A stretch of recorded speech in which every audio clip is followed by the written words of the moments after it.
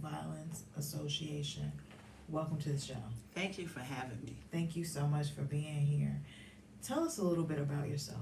Myself, okay, so I'm, of course, Pam Bosely, and the reason I'm in talking to you today because my son, Terrell Bosley, at the age of 18, was shot and killed on the grounds of a church, a place that should have been safe. Yes. And that first year was a struggle for me. I tried to take my life twice. So after, that year, I realized that God had a purpose for my life. And I started the Terrell Bosley Anti-Violence Association because my goal was, me and my husband, we did everything that we thought was right for Terrell's life. And of course, he still wasn't here, and I have two more other sons that we're raising.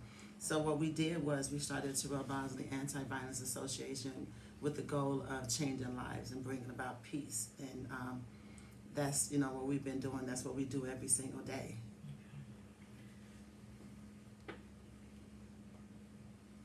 Your son, Terrell Bosley, was a gifted musician and a music lover. And he played music at the church. Is Yes. that right? Yes, Yeah. he did. Yeah. He was also a freshman at Olive Harvey College. You founded the organization, as you said. Can you tell us about the mission? Sure. Yes. I founded the organization because for one, Terrell was the one that always loved to help people. So our mission is to bring about change and bring peace into the community. And we do a lot of work here in Chatham. What we do is throughout the summer's coming up on July 30th, we throw a big basketball tournament. We collaborate with New Bethlehem Church, which is my home church. My dad was the pastor there for years, and now my brother's the pastor there. So we collaborate with them, with that church, and we collaborate with the community to bring about peace in that community by hosting a basketball tournament. We try to make that day fun for everybody. We have maybe about 400 or 500 people come through because we give away food. We have tables set up to let them know the resources in the community. We of course, I said we do the basketball tournament. We do raffles. We have the jumping machines for the kids. We do just a lot for that entire day, and we have singing at the end of that day. And then during the wintertime, we host a coat giveaway. So our goal is to give away at least 100 coats to young kids that's in need of coats, hats, gloves, food, and everything else. So we do that just to help the community, uplift the community, because I know that there's so many people in need. And in order for me to save my other two sons, that I have to reach out and help everybody else. Because before we started this, all this, I was in banking for over 20 years. And now I work for St. Sabina with Father Flager. And, I started an organization there called Purpose Over Pain, which is a group of parents whose children's lives was taken by gun violence. So we, I just try to turn my pain into purpose.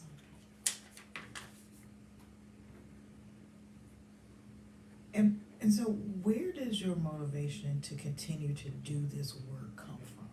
My motivation comes from within, comes from God, actually.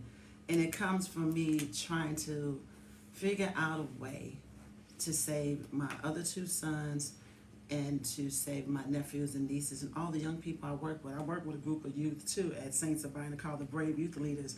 And I teach them how to be leaders and how to empower themselves and everything else. And my goal is for them to live. And actually, within the last 6 months, I lost two of my youth to gun violence. So my mission is for them to live, and so that our community can live like other communities. So I believe that if I work hard and do the things I do, that I might not see it in my lifetime, the change, but I believe that my sons will see the change. Who are some of the people who have helped you along your journey? My people that helped me along my journey was my dad. My dad is a great inspiration to me. He was a pastor in New Bethlehem Church for over 30 years, and he helped keep me grounded in prayer, because when these types of things happen, you lose your faith. And before this happened to me, I was in a choir director, singing, loved church, And when this happened to me, I was like, really, God, this is, I did everything right. I felt like I had my son in church, and Terrell was, living the right. I'm not saying he was he was good. I mean, it is what it is. And I was doing everything right, and I end up here. So my dad keeps me encouraged. He keeps me grounded. And then my family, my husband, and Father Flager. The first year this happened to us in 2006, we reached out to Father Flager. I didn't know who he was. I just saw him on TV all the time talking about gun violence. So we reached out to him, and he took out me and my husband underneath his wings, and he taught us how to go out and do prayer vigils in the community, how to do all these things I'm doing to help, other communities. So he's my motivator, he's my mentor, and he's my best friend. So Father Flager plays a good, part of my life too. What do you think about the gun violence going on in the city, and what do you think it will take to end the gun violence in the city? You know what? It's not one thing that's going to end this gun violence in the city. And what I think about, I'm concerned because as of this year alone, we had 507 people shot. And most of them are black and brown people, most of them are black people. And 102 dead. And by me working where I work at St. Savannah, I get these phone calls from the moms. And I'm, of course, trying to help them bury their children because they have no insurance. Going to the funeral home, trying to make donations, help them get donations to the fund page, what you call it? GoFundMe page, yes. So I believe in my heart that I know that we have a lot of money out there right now, grants coming in from JB, from the state, and I know a lot of smaller organizations like myself, we're going forward, and I'm just praying that when we get it, that it, well, of course, they issue to the people that's on the ground that's working. I hope that when we get it, that we actually put the resources in our community that we need. And one of our problems is, I know we always fight against leadership, but one of our problems is within us. It's going to take our colored people to come outside the house and get our communities back. Just like back in the day when we was younger, our ancestors, they didn't have much, but they came together, united together, and they took care of each other. So we have to realize that the young black men that we see, I know they're characterized as gangs and selling drugs. We have to reach out to them and help. So it's going to take us. It's going to take us within our community to save our community. And that's why I do, of course, all the things I do with Terrell Bosley Association, because we have to come together and figure this thing out, because nobody's going to save us. Your other son, is it Trevon. Trevon. Call him Trey. Okay. Is a youth activist who has participated in the March for Our Lives in Washington, D.C., and he helped organize the March for Our Lives here in the city. Mm-hmm. How do you feel about the way he has turned his pain into purpose with his work? You know what, my baby, he's amazing. Actually, he graduated too in May. His major's engineering, okay. So he's graduating, and he's thinking about going to attorney school because he wants to make sure that he help people in our community. But he's amazing. He's outspoken. I love the young people because back when we first started this advocacy piece, they was telling us, we was working with other organizations, don't say this, don't say that, because the NRA, they not going to work, they're going to not work with us because we say these words. Okay. And of course, to this day, they're still not working with us. But young people, when they came out, they say everything. Mm-hmm. They uncensored, and I love it. I love Trey. He went to D.C. when we had that big March for Our Life movement, and he went there and he was talking about mass shootings. And he said, well, let's talk about the day-to-day shooting, because that's what I deal with. Mm-hmm. So he made the little slurp, the speech about everyday shootings, everyday problems, and he went there and he talked about everything, and he's still doing it. He's on, he's been on all different types of shows, but he's on the national level a lot now too. But I'm proud of him. I wanted to pass the torch to him, but I realized that when we pass our torch to the young people, we stepping back. But in order for this to stop, we have to unite together with the young people and not try to override them, but we got to all work together. So that's, he's still with March for Our Lives. He's on that board.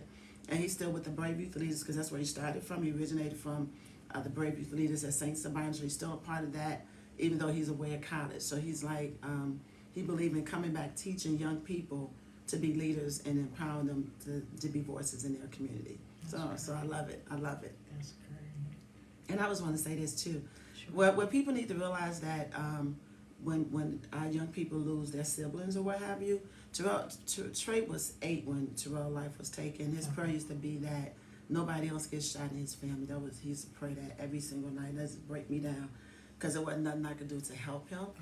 But then I realized when he was away in college at the age of like 19, that's when it really hit him. He dealt with it, but the pain of him not having Terrell, he went down. He went through depression and everything while he was away at college. And so people need to know when people lose their young people lose their siblings. People don't talk about that you still have to watch them even years later because sometimes that pain, that trauma comes back and it comes back full force.